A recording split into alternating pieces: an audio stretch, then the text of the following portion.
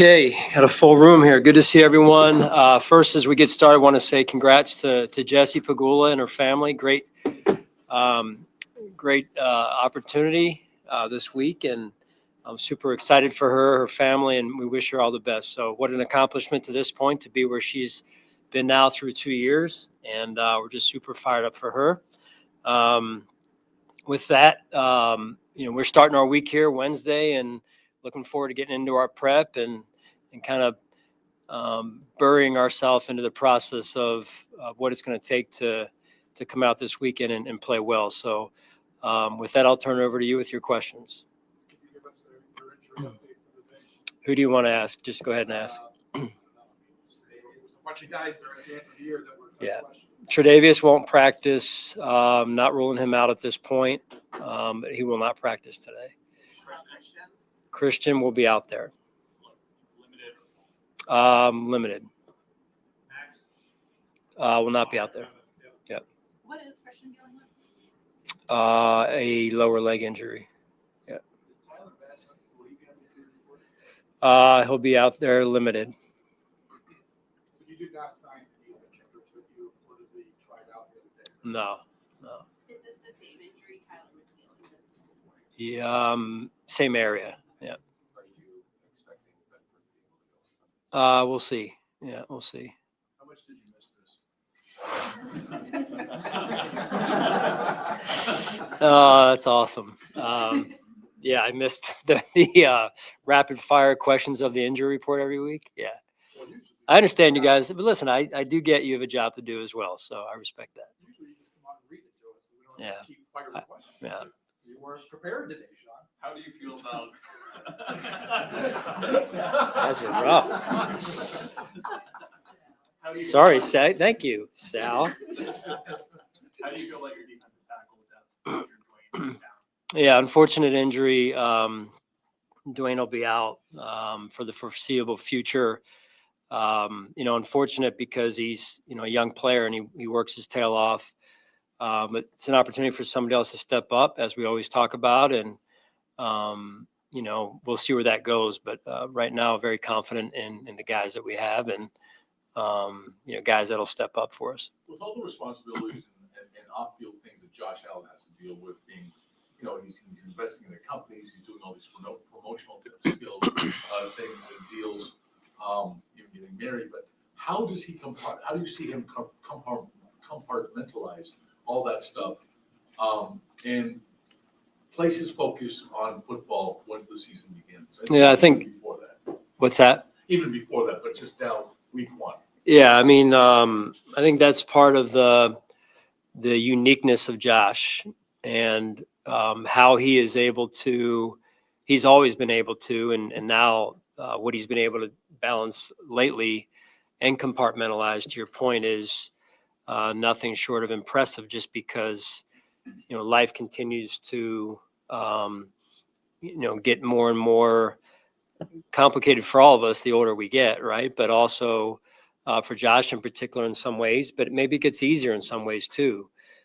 So he's got great support, I know, at home and with his extended family and mom and dad. And, I had a chance to witness that firsthand and what type of support he has and they have together as a couple. So but Josh's ability has been apparent from day one with not only his ability to process information quickly, but also compartmentalize things rather effectively. So I'm not surprised by it. Sean, how ready do you believe someone like Jamarcus or even Dorian Strong would be should their number be called Sunday night? Yeah, they'll be ready. Those guys, they take a lot of pride in the preparation piece of things. Dorian obviously being new to us, but we've got great leadership on this team that can set a good example for them all the while. What goes into this week with Trey? Because obviously a couple weeks here without practicing. How do you ramp him up the further you get through the week and maybe he's not practicing? Yeah, he's a pro, right? So when you just, Trey White, and he's always going to be studying, and whether he's in the training room watching, his iPad or at home or here, getting his rehab in at the same time. So he really wants to be out there, and we want him out there. So. Sean, there's a report that Gabe Davis is rejoining the team. I don't know if you'd like to confirm that or not, but if so, what would Gabe be able to bring back to the organization? Yeah, sure. So Gabe will rejoin us, and just not quite yet, but he will rejoin us, and more than likely be at some point on the practice squad injured, in that injured category. He's still dealing with the injury and coming back from the injury, and so I think the vision here is at some point down the road. When that is, I don't know, and I don't know that anybody knows at this point when that will be, that he can maybe help us on the field. So that's down the road, and right now, again, we're just focused on our practice today. So Sean, the last couple of years, last 4 years exactly, 2-2 in the season openers. Rams was pretty good. Maybe the Jets and the Steelers not as much. I know you analyze everything. When you've gone back and looked at your performance in week 1, because it can be it's a different week, right? There's no tape on any other teams. What has stood out to you about maybe some of the uneven performances of your team, particularly in week 1? Well, I think they're all different. I know this, the season isn't decided in week 1. So whether you win those or you come out on the short end, I think it's, how you handle that week 1 performance, good or bad, and what you do as a team going forward, and how the team comes together. That's, to me, a sign of a good team is a team that gets better through the year, whether you win week 1 or you don't. What's it like to prepare for this game, because you've had months and months and months knowing that it's coming? Is it unusual in that sense? Having months and months and months knowing just it's coming. To know the opponent, Yeah, I would say it's somewhat unusual that their last game was us. For us, they were our second to last game, and so the data, how much data, it really hasn't changed much, right? And you don't know every year when you open the unknowns, what plays they may have put in, what plays maybe we put in, and personnel has changed a little bit. Although I would say they're a strong team. They've seemed to add every year to their core, which has been very talented and full of playmakers and guys that create issues, right? So they've done a good job with their draft, I think, year to year, and added some free agency, some help from a veteran standpoint, and so they're talented on both sides of the ball, and then they've certainly added a young kicker that apparently has a strong leg. So they do a really good job as far as building the roster. They're well coached, and it'll be a big challenge for us. In that sense, what can you draw from the last 2 games you had against them last year, and how what Derrick Henry did the first regular season game, and then how you were able to almost contain him in that playoff? Yeah, he's a tough person to contain, tough runner. There's very few who have been able to do that, and you try and put a plan in place to do that. There's a lot of people that have tried and haven't been able to do it. So saying it is one thing, doing it is another, and it takes all 11 guys on the field to be able to do it.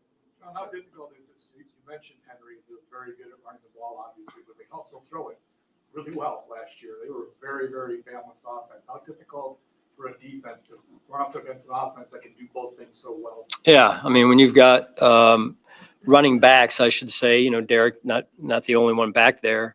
They do a really good job of the 2 to 3 backs that they use, complementing one another, and then with certainly Lamar's running ability, and then the ability to go and use the pass when you commit to the run. So it's a tough balance to strike as a defense in terms of how you want to allocate your resources. Sean, what was your impression of going through the Hard Knocks experience now that it's all done?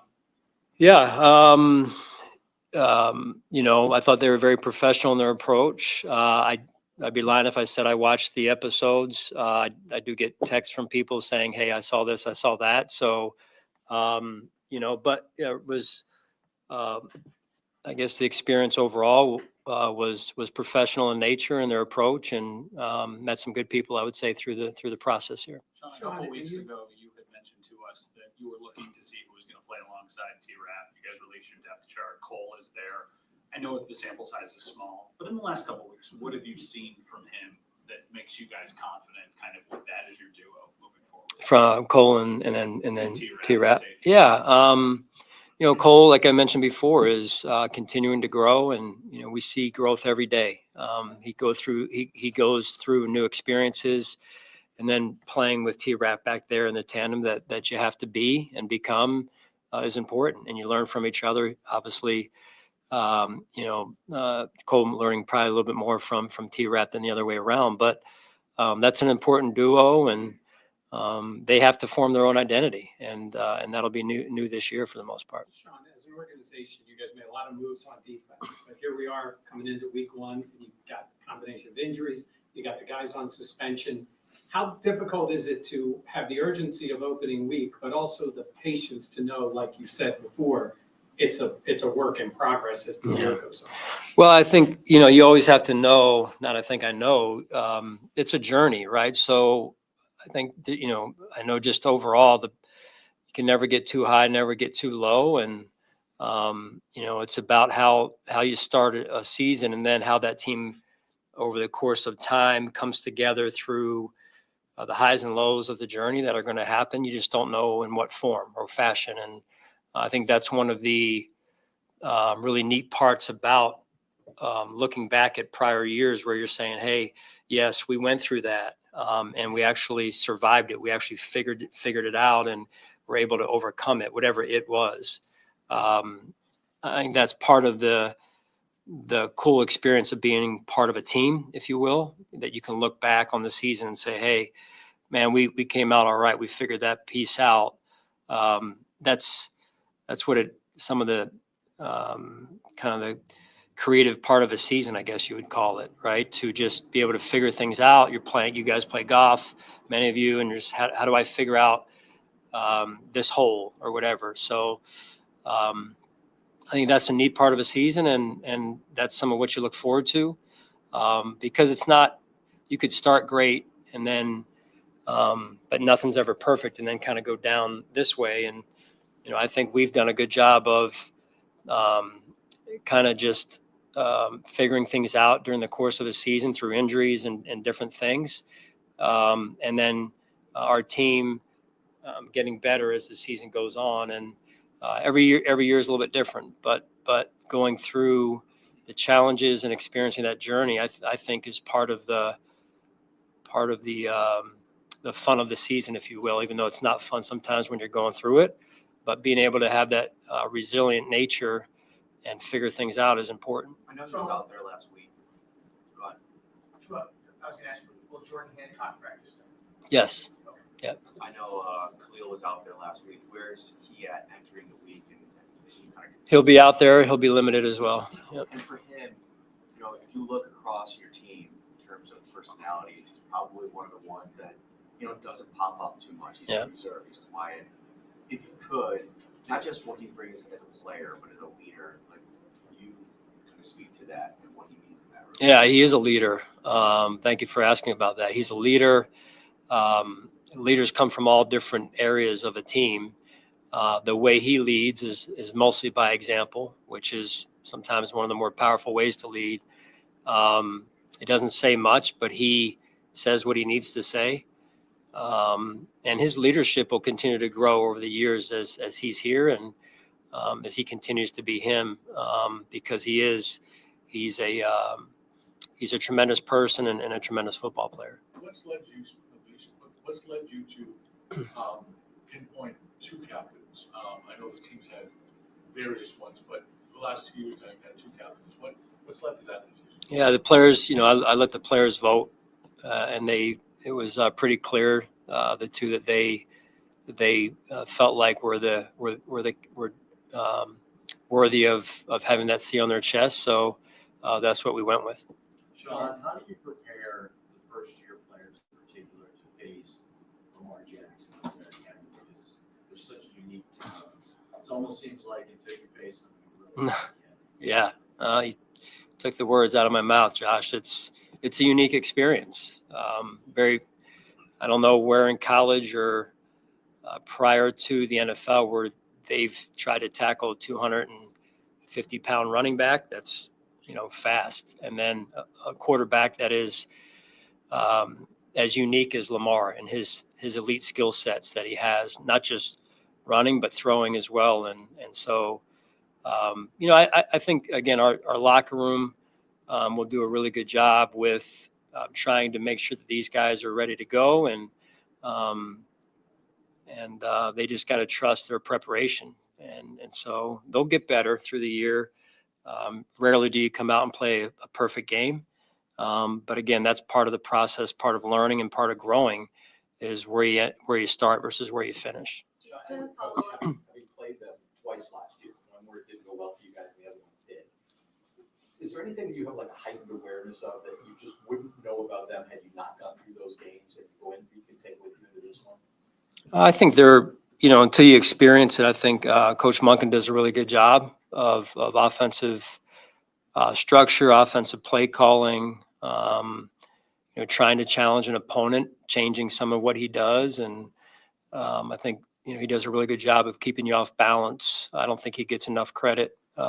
Certainly a talented football team offensively in this case, as you're asking about. And so I think it's one thing to be talented. It's another thing to put the players effectively in a good position. And he does it as well as anybody. just to follow up on the captain stuff, is there a reason why you thought maybe 2 is more effective than having like 8 as in years prior? Is there a reason why you asked the guys to only vote on 2? Yeah, no, I just felt like if you ask for 2, you're going to get a pretty good cross section of the vote in terms of the sample. And like I said, then just where we ended up was with 2. So, and at the end of the day, I get final say. So, but it's I want to hear from them. It's their team, and I want to hear from them. And I have a ton of respect for the vote. And yet so I'm not going to put somebody on there that is, not able and willing to handle the responsibility that comes with being a captain. Cause it's, there's also leadership piece with that. And you gotta be, you gotta know that you're held to a higher standard when you have that C on your chest. So. Tom, what's the situation more player to Samuel? We haven't seen Yep. him at all. Yep. What's going on? Yeah, no, he was, dealing with the injury in camp, and then he went through a personal experience here recently, which is, you can ask him about that, but it was a good thing. And so he was dealing with that like we all would too. And so now he's back and ready to roll here. Have you ever had a chance while studying up on the Ravens, reflected back to 2018 and Lamar and Josh getting their debuts? Yeah, how about that, right? Yeah, you follow the journey of all the games that we've played against them, and 8 going from 18 that year, start of that season to I think we played in 19 again, or maybe it was 20. It was 19 or 20, and then just the evolution from there of where that gap was early on for us. I mean, they beat us up pretty good in that game, and to your point, Lamar and Josh, and then being out there later in the game, both of them, I believe, and so now it's just fun to watch the journey of both teams, and Josh and Lamar as well, for that matter. Thank you guys. Appreciate it.